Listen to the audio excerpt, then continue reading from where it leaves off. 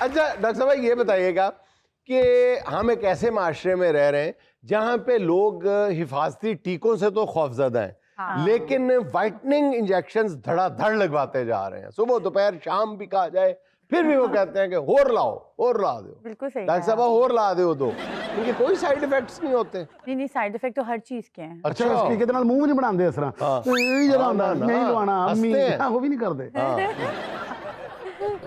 हाँ जी, side effects तो obviously होते हैं और बल्कि हम LFTs RFTs एडवाइस करते हैं, अगर ये ठीक होंगे तो लगेंगे इंजेक्शन, वरना ही लगेगा। अच्छा, इतना इन लोगों को शौक होता है इंजेक्शन लगवाने का, कहते हैं कोई बात नहीं, कोई बात नहीं, हमने कराए थे 6 महीने पहले, लगा दो, बस किसी ने लगा दो। कहते नहीं, आप पहले टेस्ट करा कर आए, उसके बाद इंजेक्शन लगेंगे। ये किडनीज पे इफेक्ट करते हैं बिल्कुल, ना, जिसकी कमजोर किडनीज हो, अगर किसी की ऑलरेडी कोई डिसफंक्शन चल रहा है, यानी कि स्टोन्स हैं, कैलकुलाए हैं या और कोई इशू है किडनी का, तो फिर तो नहीं लगाने चाहिए, क्योंकि ये लोड डालता है किडनी पे और लिवर पे, इसने काम कराने उनसे ज्यादा।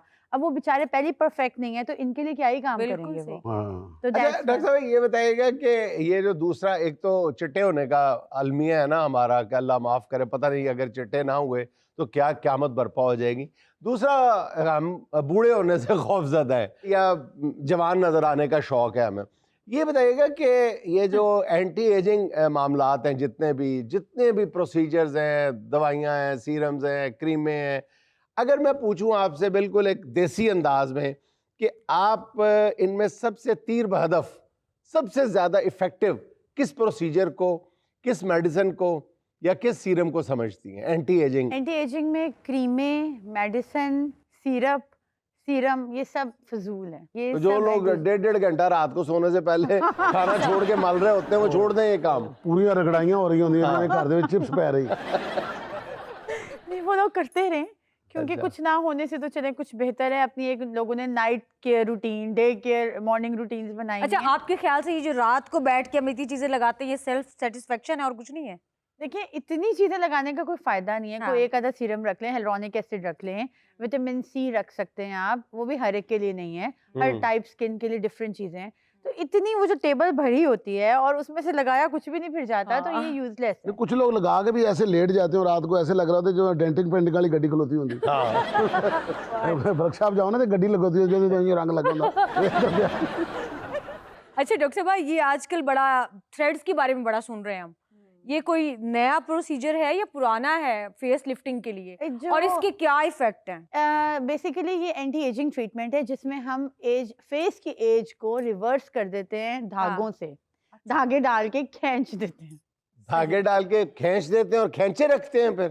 फिर वो जो थ्रेड्स है ना, इनका ये फायदा है कि खाली अंदर स्किन के बस खिंचाव का काम नहीं दे रहे, ये कोलेजन प्रोडक्शन भी करा रहे हैं। ये बड़े अच्छे नहीं, मैं दोबारा समझना चाह रहा हूँ कि धागों से खींच देते हैं तो धागे यानी चेहरे का हिस्सा बन जाते हैं, डिसॉल्व हो जाते हैं, जैसे टांके लगाते हैं तो टांके डिसॉल्व हो जाते हैं। एग्जैक्टली, अच्छा, कुछ अरसे के बाद वो जो धागे हैं वो डिसॉल्व हो जाते हैं तो स्किन दोबारा ढलक जाती है। अच्छा देखिए, जब कुछ अरसे बाद ये वाले पेशेंट आते हैं ना, रिपीट होते हैं, 1 से 2 साल बाद ये रिपीट होते हैं पेशेंट, तो इनकी हालत पहली दफा से ज्यादा बेहतर होती है। अच्छा। इसकी वजह ये है क्योंकि वो जो थ्रेड्स आपकी स्किन के अंडर रहे हैं वो कोलेजन भी बनाते रहे हैं। सही। तो आपकी एजिंग को रिवर्स करते ही रहे हैं वो। अच्छा, जब एज छोटी लगने लग जाती बंदे की जी, वो नादरा वाले शनाख्ती कार्ड में रिलैक्सेशन देते हैं?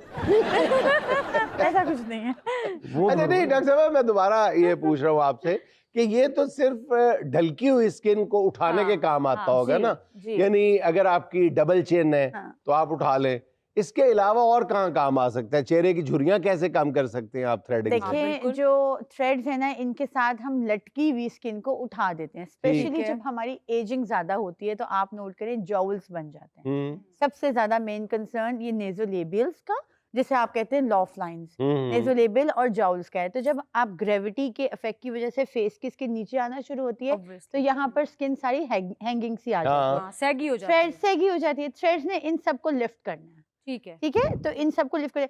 आप जिसकी बात कर रहे हैं, झुर्रियों की बात कर रहे हैं, झुर्रियां चेहरे पे ऊपर है, हाँ, उसके लिए हम बुटॉक्स यूज करते हैं। देखिए, कॉम्बिनेशन। इसका मतलब थ्रेड जो है वो सिर्फ यहाँ पे ही आएगा? नहीं, थ्रेड हम आईज के पास तक लाते हैं, फोरहेड पे नहीं करते थ्रेड। मत्थे दियां तुड़ियां दा कोई इलाज वो है ना, बुटॉक्स है ना। अच्छा, जेडी आप पाई दी वो भी ठीक हो जाती हैं?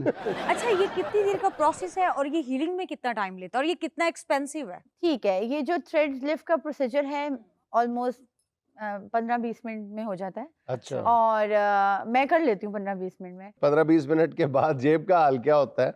तो इतना एक्सपेंसिव नहीं है ये। कोरियन थ्रेड्स की अलग कॉस्ट है, अमेरिकन की अलग कॉस्ट है। अच्छा, कोरियन तकरीबन मार्केट में 10,000 to 15,000 ओके ये रेंजेस हैं पर थ्रेड की। हम्म, कुछ लोग 10,000 ले रहे हैं, कुछ स्किल्स का ज़्यादा ले रहे हैं, ठीक है। 15,000 तक ले रहे हैं जो ज़्यादा सीनियर हैं। और जो अमेरिकन थ्रेड्स हैं इनकी रेंजेस 2 लाख से 4 लाख के दरमियान है। तो ये चेहरे के साइज पे भी डिपेंड करता है कि धागा उतना लगना है। बिल्कुल आपने मतलब विक्की सही के कहा तो है। लगा नहीं, 2.5-3 number मीटर of धागा लग threads। जाएगा। हाँ जी, मेरे तो Number of धागे लग threads। जाने ने। अच्छा क्या number of thread depend on the age and condition of face. यानी कि अगर तो समझ लें जैसे कि 30s में है और इतनी ज़्यादा सेगीनेस नहीं है तो हम प्रेफर करते हैं कि 2-2 धागे भी बहुत हैं। अगर लेट 40s में है तो उसके accordingly number of threads choose किए जाते हैं। तो धागा उधड़ना तो नहीं शुरू हो जाता कुछ दिन के बाद? स्किन के अंदर चला गया वो। हमें कोई बंदा नाल बैठा है करके धागा खींचे सारा मुंह उधड़ जाए। आजकल स्किन बूस्टर्स के बारे में बड़ा डिस्कस हो रहा है सोशल मीडिया वगैरह पे, तो जरा बताएं वो क्या चीज है? अच्छा, एस्थेटिक्स की क्वालिटी है कि इसमें ना न्यू इन्वेंशंस होती ही चली जा रही हैं। सबसे ज्यादा मेरा ख्याल एस्थेटिक्स में ही हो रही है। Boom है कैंसर इस का चीज़ इलाज स्लो दरियाफ्त तो हो रहा है, एस्थेटिक्स ज्यादा तेजी से हो रहा है। बिल्कुल सही कहा आपने। ऐसे ही है, हम भी जब उठते हैं तो हमें पता चलता है ओ अच्छा अभी ये चीज आ गई। आप इमेजिन करें पेशेंट के मैसेजेस से पता चलता है कि यार ये भी चीज आ गई है। समटाइम ये भी होता पेशेंट है। खुद डॉक्टर बन गए हुए हैं। पेशेंट्स एक्चुअली जो हैं क्लाइंट्स कह लें, लोग आजकल बहुत कीन है इन चीज़ों को लेके ना। वो पूरा दिन तो इंस्टा और इस टाइप की चीज़ें देख रहे होते हैं ऑल ओवर द वर्ल्ड क्या चल रहा है। तो लिटरली कुछ ऐसी मशीनरी है जो कि अभी तक पाकिस्तान में अवेलेबल नहीं है और लोग उसका नाम लेके पूछे होते हैं। फिर हम पता करते हैं अपने वेंडर से भाई ये आ गई हुई है। अच्छा फिर बताएं ना स्किन बूस्टर्स में क्या लेटेस्ट है? अच्छा, स्किन बूस्टर्स कोई न्यू इन्वेंशन नहीं है, ये काफ़ी अरसे से चलता आ रहा है। Basically skin boosters collagen production के इंजेक्शंस हैं जो कि हम लोकलाइज फेस के ऊपर लगाते हैं। ये स्किन के ऊपर लगाए जाते हैं फेस पे नम करके फेस को, और इनके अंदर कोलेजन का और हेलुरोनिक एसिड का पेप्टाइड्स का कंटेंट होता है। ये फिलर्स नहीं होते, जैसे कि ये होता जेल फॉर्म में है, लगता है देखने में फिलर ही हो, मगर इसकी you can say ingredients different होते हैं। अच्छा डॉक्टर साहब, ये जो इंग्रेडिएंट्स हैं ये अगर आप सीरम की शक्ल में, क्रीम की शक्ल में चेहरे पे वैसे रब कर लें इंस्टेड ऑफ इंजेक्शंस, तो ये उतने इफेक्टिव नहीं होते? अच्छा देखिए, जब कोई बच्चा या हम बीमार होते हैं और हम ओरल मेडिकेशन ले रहे हैं, हमें उससे फर्क नहीं पड़ा, then we rush to the ER ताकि हमें IV ड्रिप्स लगे। सही। उससे जल्दी फर्क पड़ता है ना। ठीक। तो इसी तरह जब हम ये फेस के ऊपर इंजेक्ट करते हैं तो इसका बहुत अच्छा रिजल्ट आता है। और आप इमेजिन करें, मैं वैसे ऐसे नहीं कह रही, मैंने अपने लिए भी यूज़ किए, बहुत अच्छे रिजल्ट्स हैं। आपकी ड्राई स्किन है, आपकी सैगी स्किन हो रही है, आपकी स्किन पे झुर्रियाँ आना शुरू हो गई हैं, तो आप ये प्रिवेंटिव ट्रीटमेंट तो शुरू करा दें। सीरम और क्रीमें मलने से नहीं फर्क पड़ता बिल्कुल भी? ये नहीं मैं कह सकती, लेकिन 5 to 10% पड़ जाएगा। सिर्फ 5 to 10% और जी। इंजेक्शंस? 90%। अच्छा, नहीं जो तो चुरियां पै जण बंदा मुंह ते कपड़ा रख के इस्त्री नहीं कर सकता। आप तो मजाक करें, ऐसी चीजें वाकई आ चुकी हैं। है इस्त्री आ गई? जी इस्त्री आ गई है। ओ मेरे ये अल्लाह। कह रहे हैं। ओ लेकिन मेरे इस्त्री अल्लाह। मारते बंदा अच्छा नहीं लगेगा ना चेहरे पे, वैसे ऐसे पहले पानी दा तौका फिर इस्त्री मारदा। आप इमेजिन करें, आपकी जो बात है बिल्कुल दुरुस्त है। हम पहले पानी का छट्टा ही मारते हैं, जेल होती है, उसे कहते हैं कूलिंग जेल, Cooling वो gel। हम लगाते हैं और उसके बाद इस्त्री मारते हैं, which is called the HIFU, high intensity focus ultrasound machine. HIFU. Yes. अच्छा मैं लोगों को बता दें जो हमारे देखने वाले हैं कि ये वैसे मैंने मजाक में बात की है, हमें कोई मुंह ते इस्त्री रख के ना अपनी चुरियां खत्म करके त्या खुरियां बाहर ना काट लेना। अच्छा, ये हाइफू भी एक तरीका है, Yes। प्रोसीजर है बकायदा? यस बिल्कुल, और ये इसका बड़ा बड़ा फेम है इसका। मैं हर से पाकिस्तान की 99% फीमेल्स करा चुकी हैं। अच्छा अब अच्छा। हाइफू का क्या फायदा है ये भी बता दें आप। नहीं तो हाइफू का ज्यादा बिल जो आता होगा बिजली का ही आता होगा, छेती बंद कर इस्त्री यूनिट एक पे ही।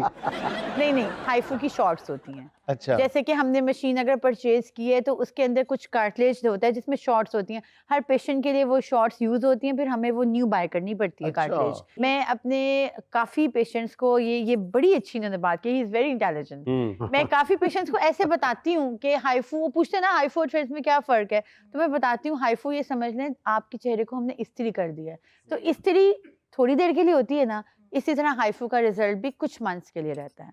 जी तो अब बारी है सुहाना का सवाल मेहमान से 4 ऑप्शंस के साथ।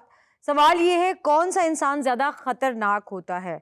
ऑप्शन नंबर 1 मसनूई चिट्टा, नंबर 2 चिट्टा अनपढ़, ऑप्शन नंबर 3 रंग का काला, ऑप्शन नंबर 4 दिल का काला।